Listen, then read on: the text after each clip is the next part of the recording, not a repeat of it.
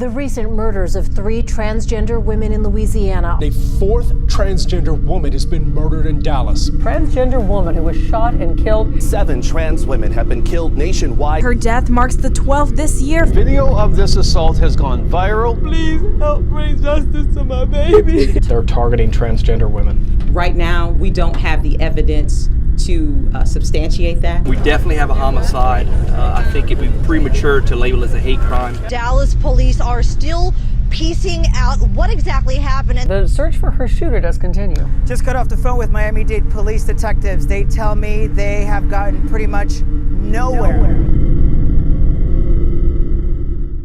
I knew I was trans at a really young age.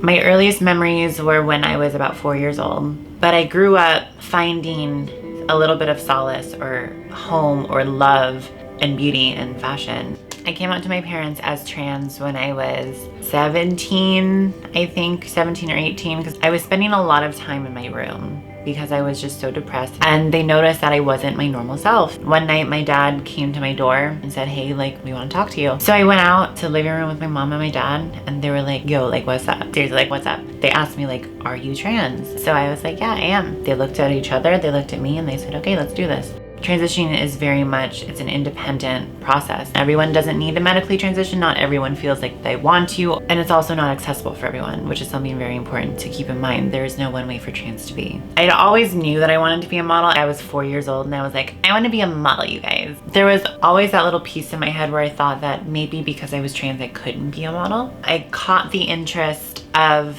a large mainstream lingerie company. And this was before I was out. I was stealth, but I also wasn't stealth. I just wasn't telling anyone. That meeting turned into another meeting, and then that turned into another meeting. It was something that was gonna turn into something, and I could tell that it was gonna turn into something. So I publicly came out as transgender March 31st, 2 years ago, and it followed essentially everything that Trump was doing in office. Then as soon as I came out, any possible offer was rescinded. It really sucked. I had this dream of being validated.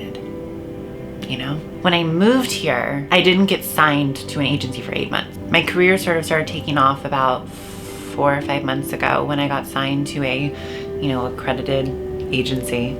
Now I want to use it to tell the story of every man who has pursued me. Cis straight men loving trans women behind closed doors is the reason for all of this violence against trans women. Last year, 2018, trans women were the number 5 most searched category on Pornhub. Cis straight men are 63% more likely to search for trans women than not. More often than not, the people who are killing these trans women are people that they were in relationships with. These men want to love trans women, but they only want to love them behind closed doors.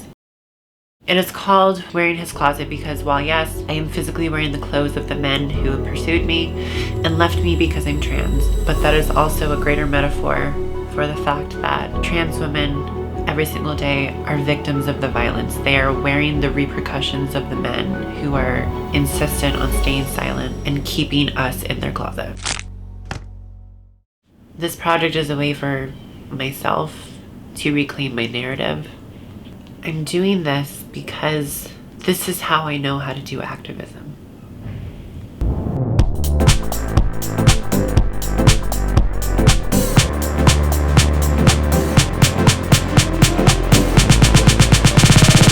There you go.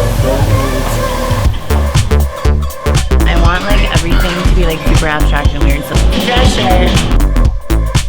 when you get really, really down on yourself and you feel like your saggy eyes are coming down, just get your nice little upside down pose. It just pulls all those bags into your eyes. Why do you look like Ariana Grande? Like trying to... This one is actually one of my favorites. We started out as friends. It just naturally progressed into something that turned into a relationship. And then one day, probably 2 or 3 weeks into our relationship, he took me to work another little fitness expo. It was just the most wonderful time. And that was when I just knew, I was like, okay, like I have to tell him, right? When we got back from the trip, I got a text from him and he asked if we could talk. And at that moment, I knew that he knew. It turned out that someone from my hometown had been at that fitness expo and called his boss and asked his boss where he gets off hiring a tranny to work for him. And so his boss reached out to my ex-boyfriend and told him, just so you know, you're dating a tranny. And he responded and said, no, I know that she is fully a woman. And he shut him down. We talked and I told him everything. And he said, this changes nothing. I don't know why it doesn't matter. It just doesn't matter. I want you to be my girlfriend. And that was the first moment that I ever had where I felt safe with a man. I will always love him because he made me feel no different than anyone else.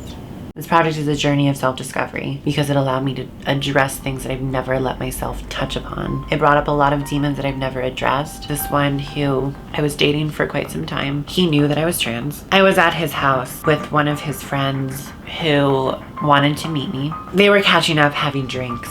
The night ended. He and I went into his room, and when we were being intimate, I started hearing these noises. I kept stopping him and saying, hey, like, do you hear that? What is that? And he would just say that, you know, there's nothing here, like, don't worry about it. And I looked back and there was this shadow creeping over from one of the walls, and I screamed because the friend was in his closet masturbating because he also has a trans fetish. There I was again, vulnerable, being fetishized for who I was. After that day, he and I never talked again. I've feared for my life many a time. I have been escorted out of public spaces because people wanted me not there. There was this man who came up to me at the gym one day, started conversation. We started out as workout partners. Things progressed. We went out. It was great. We came back. I remember we ordered pizza. We watched a show on Netflix and literally just like went to bed. I woke up with a gun in my face. And he told me to get the fuck out of my house and do not tell anyone or I will kill you. And I grabbed my stuff and I left. I've never really allowed myself to acknowledge the fact that I've experienced the violence that I work so hard to bring awareness to. I'm always hearing the stories of my sisters and I'm always trying to uplift them because that is my job. And Could I just say something? Yeah. You don't have to apologize. You don't owe an apology. This video is about you. This video is about your story, so you don't need to apologize for being hurt. You get to tell your story and you don't have to apologize for it. It's so hard to say, but like that was my normal.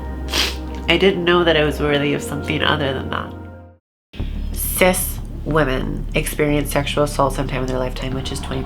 47% of trans women experience sexual assault in their lifetime. 65% of American Indian, 58% of Middle Eastern, and 53% of African American trans people experience sexual assault. When we did that photo shoot, I got one of my friends who I felt so safe with, who I love very much and has always been a supporter of me. You have consent to do whatever you need to do, touch anything, do whatever. Just make me feel like it so that I can try and bring it out. 3. Take it slow. 3, 2, 1. This man, like everyone else, pursued me, except he knew that I was trans. We had gone on a date before. He was nice, he was cool. I went over to his house intending to watch TV. We were on his couch and he just started kissing my neck and I, tried to shrug him off, and things got progressively more intimate without my consent. Next thing I know, I am on my stomach on the couch, just powerless, and he took his arm and put it behind my neck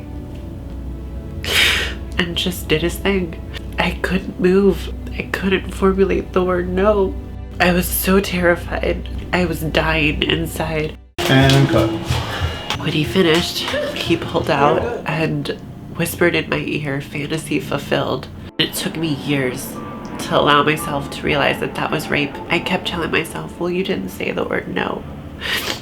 And that sucks, that you think you're in the wrong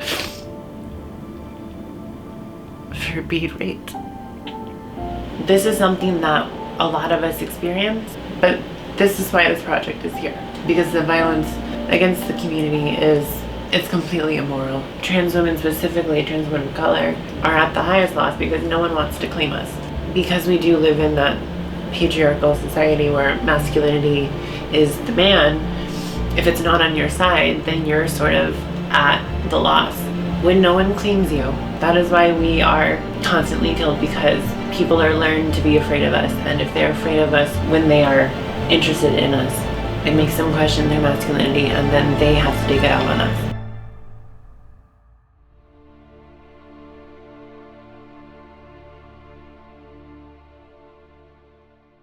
This entire documentary, this is not me attacking men. This is me attacking the society that raised them to think that all of this is okay. If someone offered me the opportunity to do my life all over again but be a cis person, I would turn it down. I'm so thankful for the traumas that I've had because they showed me that I am literally unable to break. And if you are able to get out of bed, you are a goddamn powerful person. I'm so proud of my story, my journey, and my community. We're here, we are able to be loved, and we are able to be love. We are strong, we're beautiful, we're powerful, we're charismatic, we're creative, we're artistic, we're brave. Being vocal about us and claiming us doesn't just validate us, it saves us. And believe me when I say that a world without trans people would be a much less colorful world to live in.